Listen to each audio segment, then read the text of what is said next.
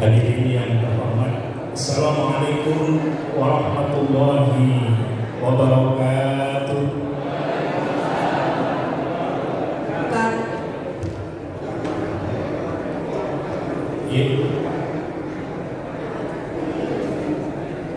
Enggak Pak, tadi menjawab, tapi mic-nya mati. Oh iya. Untuk kekhidmatan acara kita dan untuk teman-teman kita yang sudah mendahului kita, supaya arwahnya tenang dan bahagia, amal solehnya diterima oleh Allah. Lahul Fatihah.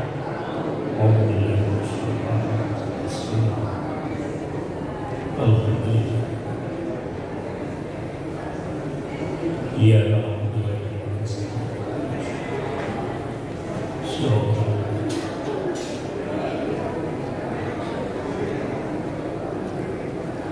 terima kasih. Alhamdulillahirabbil alamin. Allahumma shalli ala Muhammad wa ala ali Muhammad. Qala Allah ta'ala fil Qur'anil Karim, a'udzu billahi minasyaitonir rajim. Bismillahirrahmanirrahim. Wa in ta'fu wa tasfahu wa taghfiru fa innallaha ghafurur rahim. Wa qala Rasulullah sallallahu alaihi wasallam, laisal wasilu bil mukafir walakinil wasilu alladhi idza quti'at rahimuhu wassalaha. Wa qala aidan, man ahabba an yusaddalahu bi rizqihi wa yusa'alahu bi atharihi falyasil rahimah. Wa qala aidan, la yadkhulul jannata qati. Allahumma arhamna bil Qur'an. Sadaqallah wa sadaqa Rasulullah sallallahu alaihi wasallam. Yang terhormat Ketua P2Tel Kota Solo, Mas Ani, beserta istri yang terhormat, Pak sahabat-sahabat saya yang saya kenal di sini, Pak Adi, Pak Pri, Mas Ikip, dan teman-teman semuanya yang berbahagia. Bapak Ibu yang saya muliakan, Allah berfirman, ya ayyuhan nas, inna khalaqnakum min dzakari wa untha wa ja'alnakum syu'uban wa qabaila lita'arafu. Inna akramakum indallahi atqakum. Yang artinya, wahai sekalian manusia. Manusia berarti siapapun yang ada di dunia, beragama apapun yang disebut oleh Tuhan. Wahai sekalian manusia, dulu kamu aku ciptakan dari seorang lelaki dan seorang perempuan, dan kami jadikan mereka bersuku-suku dan berbangsa-bangsa. Lita'arufu, untuk apa diciptakan bersuku-suku dan berbangsa-bangsa? Lita'arufu, untuk saling mengenal, untuk saling berbagi. Inna akramakum indallahi atqakum. Sesungguhnya yang terbaik di sisi Tuhanmu, mereka lah yang bertakwa. Yang kedua adalah surat Yunus ayat 99. Lau sya'allahu, sebentar saya agak lupa.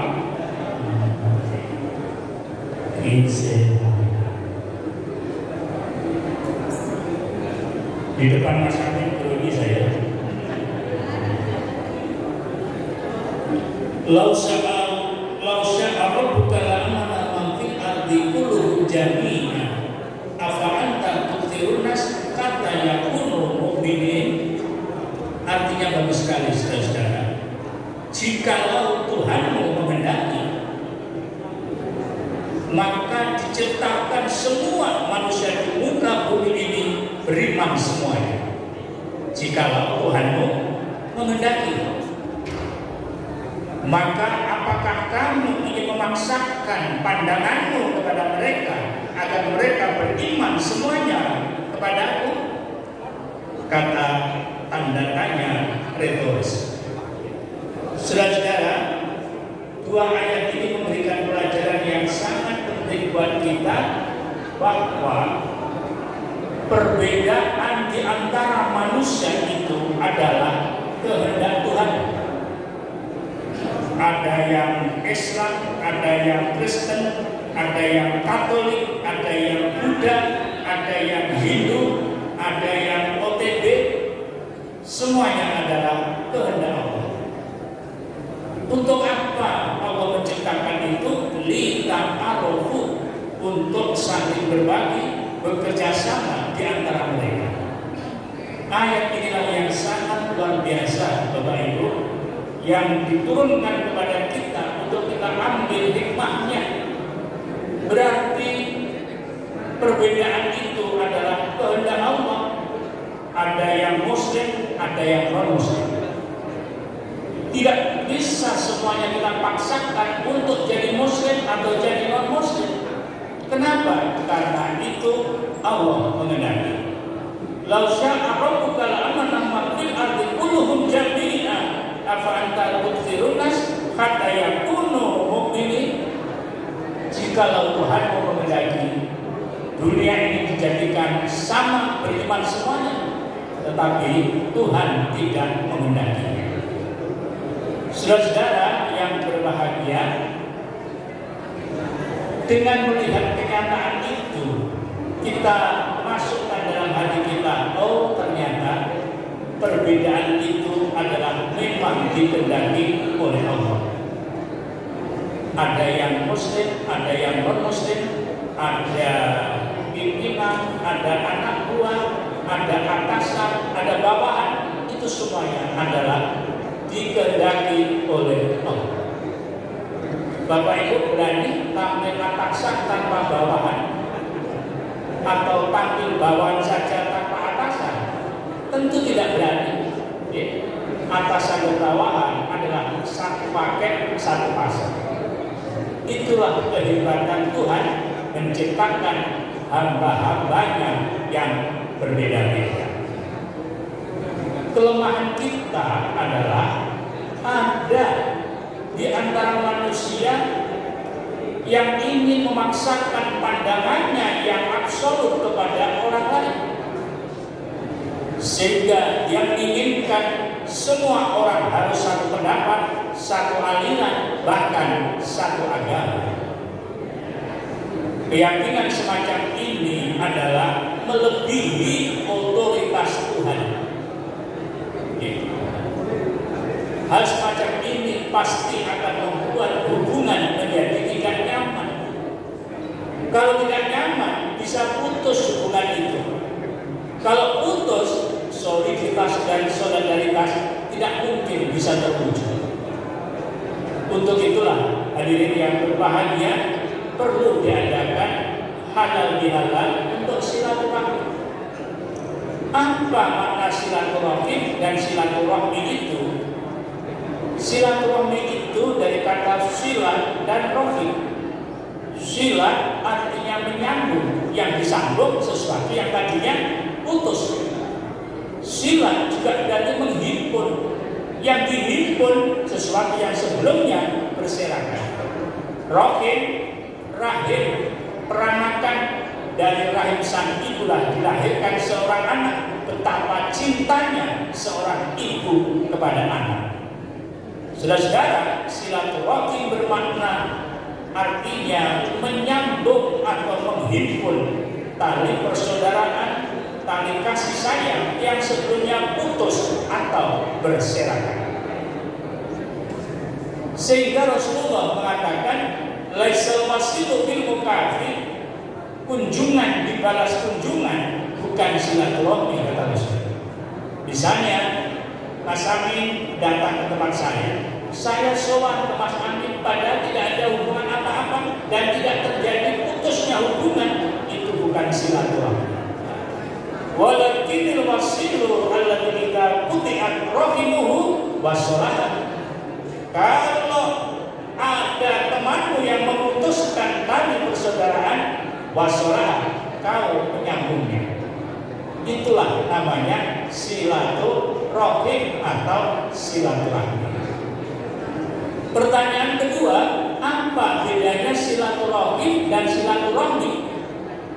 Dua kata ini substansinya sama, cuman penggunaannya yang berbeda. Silaturahmi digunakan yang bukan satu keturunan. Seperti sekarang ini kita namanya bersilaturahmi. Kenapa? Karena bukan satu keturunan. Sedangkan bila ada reuni Bani Toyo ini, itu namanya silaturahmi. Kenapa kok silaturahim? Karena satu keturunan.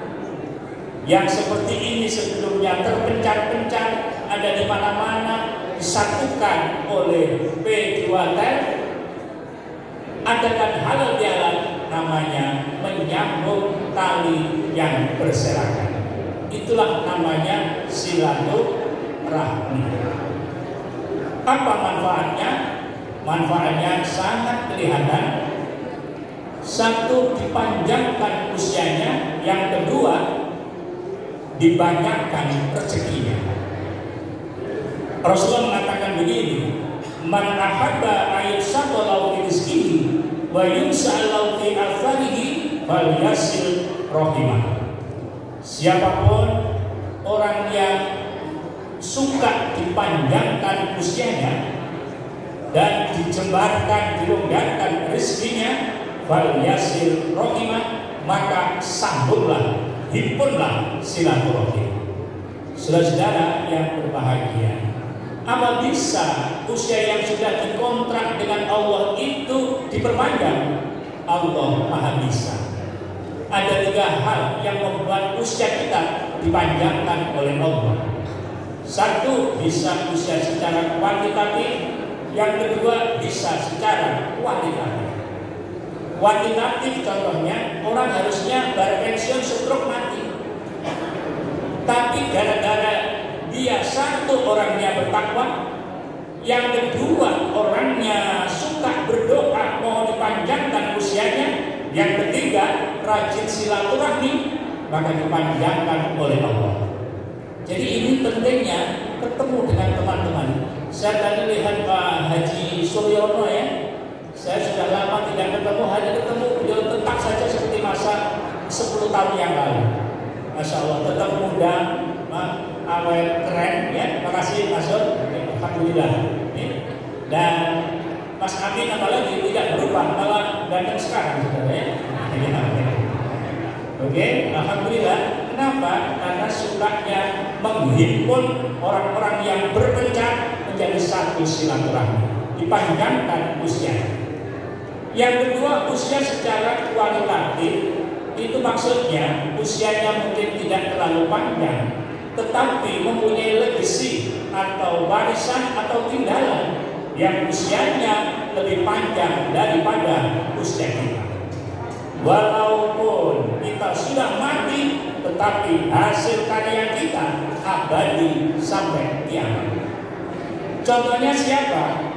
Kita pernah mendengar tokoh namanya Imam Syafi'i. Imam Syafi'i itu usianya hanya 57 tahun. Kemudian Imam Syafi'i di usia 9 tahun sudah hafal Al-Quran. Usia 10 tahun sudah menjadi syekh di Saudi. Usia 15 tahun sudah menjadi qadhi hakim di Saudi. Dan dia pernah menulis surat atas permintaan seorang khalifah. Jawaban Imam Syafi'i 300 halaman. Dan itulah cikal bakal lahirnya ilmu arisalah. Juga membuat satu kitab namanya Al-Um yang distudi di pondok-pondok pesantren, yang sampai hari ini, sampai kiamat, tulisan itu masih akan distudi di berbagai lembaga. Itulah namanya orang yang usianya tidak panjang, tetapi legasinya, hasil karyanya panjang melampaui usianya. Kita mesti harus menyiapkan usia yang kualitatif. Berbagai kebajikan harus kita lakukan supaya diterus-teruskan oleh generasi mendatang. Karena usia kita tidak selalu panjang, paling banter ya 85-90 tahun, maksimal 100.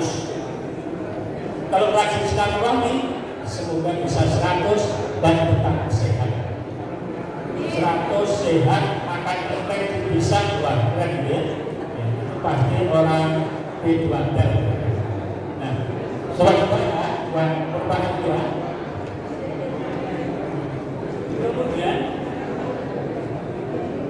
Kemudian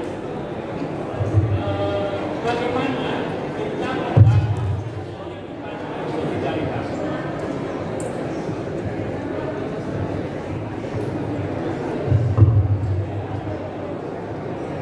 Saudara-saudara, kemudian bagaimana dengan halal bihalal kita akan membangun soliditas dan solidaritas? Caranya adalah tadi sudah sampaikan dalam ikrar halal bihalal yang sangat bagus sekali. Kita perlu silaturahim dan saling memaafkan. Kata maaf ini sederhana, tetapi dia menenteramkan hati siapapun. Wa in ta'fu wa tasfahu wa tadbiru fa innallaha ghafurur rahim. Wa in ta'fu, jika kamu memaafkan. Maaf ini bahasa Arabnya dari kata afan. Afu artinya menghapus. Orang yang memaafkan orang lain artinya orang itu menghapus file kesalahan orang lain yang ada di dalam dada kita.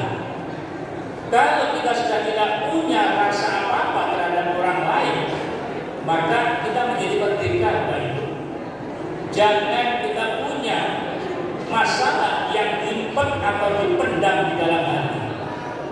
Orang yang gagal memaafkan orang lain seperti halnya orang yang menancapkan pisau tajam ke pahanya, lalu pahanya dan pisau tajam tidak dilepas, kemana-mana dibawa, supaya orang lain ini loh sakitnya aku di sini ini.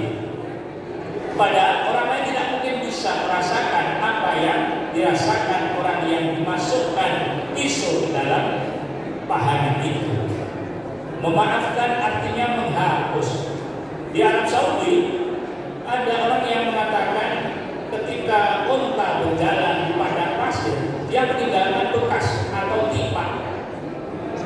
Lalu datanglah angin yang meniup pasir itu sehingga menutupi bekas tipak dari sang unta itu.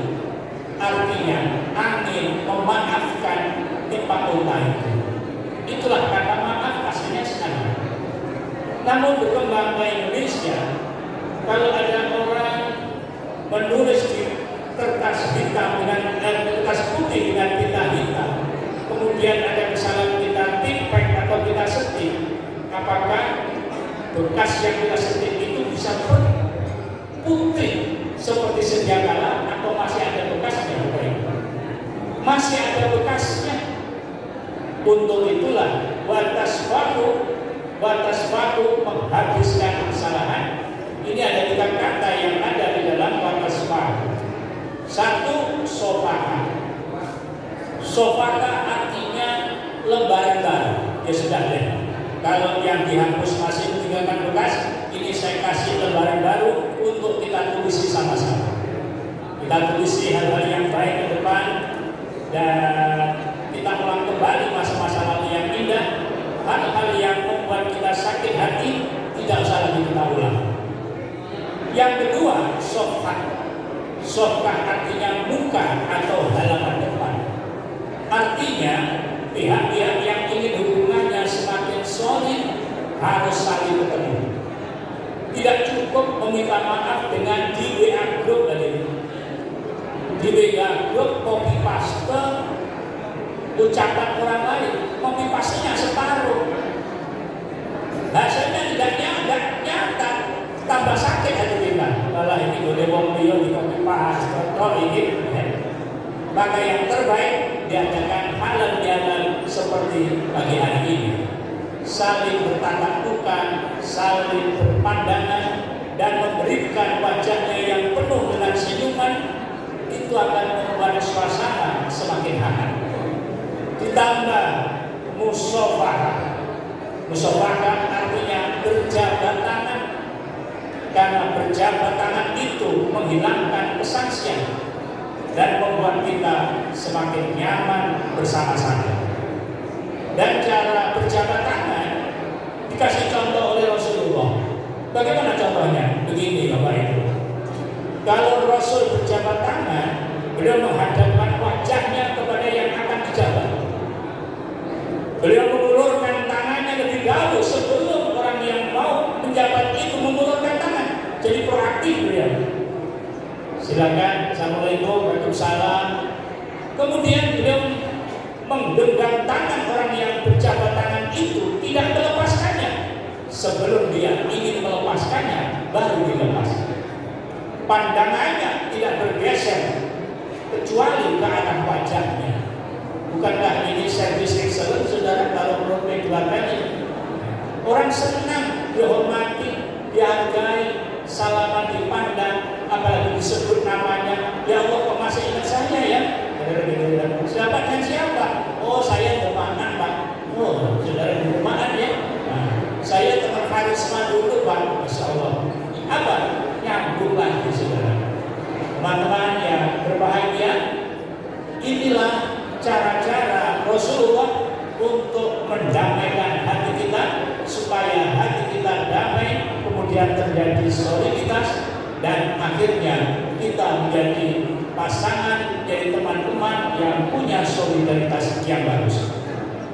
Tunda amarah, maafkan, kemudian ikhlaskan semuanya, maka akan kembali kepada sesuatu yang fitri yang kita bawa kehidupan bersama teman-teman kita. Teman-teman yang berbahagia, wa in taqu wa tasfaqu wa tadbiru wa innallaha ghafurur rahim. Dan batagfiru, batagfir artinya menutupi saudara. Teman kita barangkali punya masalah, teman kita punya kejelekan, tutupilah. Jangan dibuka hal yang semacam itu, walaupun itu benar. Kamu tahu ini? Enggak. Dia punya gini, enggak tahu. Sudah kita nggak usah membicarakan kejelekan orang lain. Semua telah kita tutup, semuanya telah kita maafkan.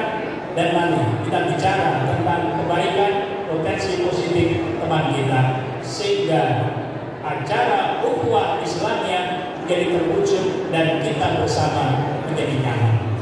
Insya Allah itulah tata cara Idul Fitri yang bisa kita maknai dari pesan-pesan Allah dan Rasulnya. Semoga bermanfaat. Dan mari kita tutup dengan doa.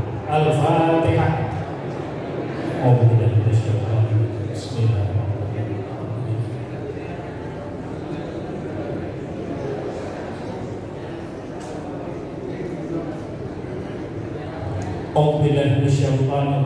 Bismillahirrahmanirrahim. Allahumma shalli wa sallim wa barik ala sayyidina Muhammad wa ala ali sayyidina Muhammad wa sallim radallahu tabaraka wa ta'ala an ashabi Rasulillahi ajma'in bi rahmatika ya arhamar rahimin walhamdulillahi rabbil alamin. La ilaha illa anta subhanaka inni kuntu minadh dhalimin. Rabbana dhalamna anfusana wa illam taghfir lana wa tarhamna lanakunanna minal khasirin. Rabbighfirli wa liwalidayya warhamhuma kama rabbayani shaghira. Rabbi anzilni munzalan mubarakan wa anta khairul munzilin. Rabbi akhirni mudkhala sidqi wa akhrijni mukhraja sidqi waj'alni ladunka sultanan nasira. Allahumma arina al-haqqa haqqa wa arina wa arina al-batila batila warzuqna istinabah. Rabbana waghfir lana dhunubana wa kaffir anna sayyi'atina wa tawaffana ma'al abrar wa tawaffana ma'al abrar wa tawaffana ma'al abrar.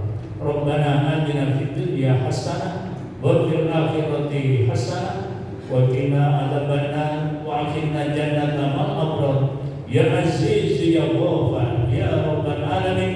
Subhana rabbika rabbil izzati amma yasifun wa salamun ala mursalin walhamdulillahi rabbil alamin. Terima kasih. Billahi taufiq wal hidayah. Wassalamualaikum warahmatullahi wabarakatuh.